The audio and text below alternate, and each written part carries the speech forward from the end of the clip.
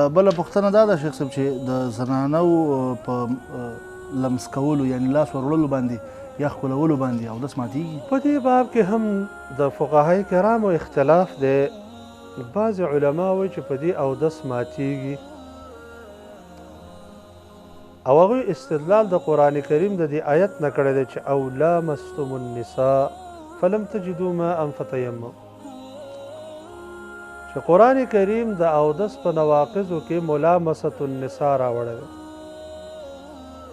لیکن غوره او راجح قول د اقوالو د علماو نه دا دی چې دلته د ملامست نه لمس نه مراد جماع ده او دا د غسل موجب دی، او د زنانه له لاس وروړل یا زنانه ښکلول په دې باندې اودس نه ماتېږي.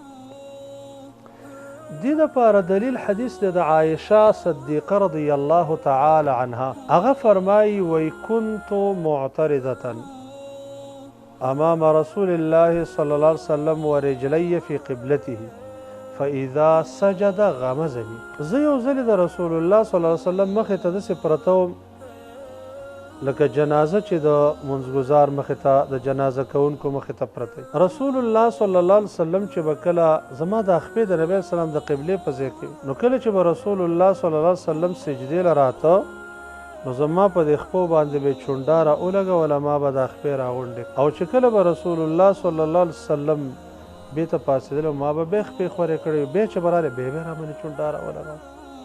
نو ګوره که د زنانو مسه کولو باندې اودس ماتېدلی نو رسول الله صلی الله علیه وسلم به په مانځه کې هېڅکله داسې کار نه وی کړی. دویم عایشه رضی الله تعالی عنها فرمایي وی قبل رسول الله صلی الله علیه وسلم بعض ازواجه ثم صلى ولم يتوضا. رسول الله صلی الله علیه وسلم بعضې بیبیانې ښکل کړې او بیا مانځه ته ووته او اودس یې ونه کړ.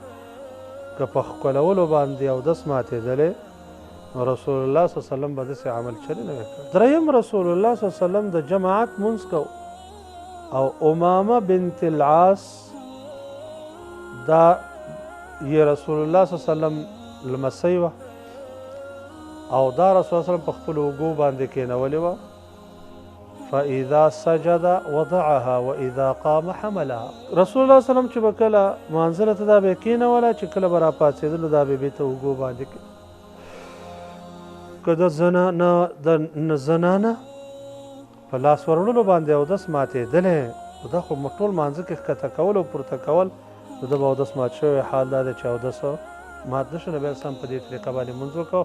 نو راجحه قول دا دی چې که د زنانه یو انسان مسه کړي او د هغې سره شهوت را وپارېږي او مزید یې خارج شي اودس ماتېږي، که نه وي نو اودس پرې نه ماتېږي. په دې ځای کې شیخ صاحب باید تاسو یوه یادونه وکړئ چې ډېری خلک د دې نه غلط مطلب وانه کړي چې پردۍ زنانه یا څنګه، او نه مراد د دې نه دا ده چې سړی خپله قبل رسول صلی بعض ازواجه خپلو بیبیانو او هر چې بدنظري ده یا غلط فعلي ده دا د انسان عباداتو ته ډېره غټه ضربه ورکوي، دا ایمان ته نقصان رسوي. نو اودس خو په طریقه اوله باندې انشاءالله او دا خو ایمان ته نقصان رسوي.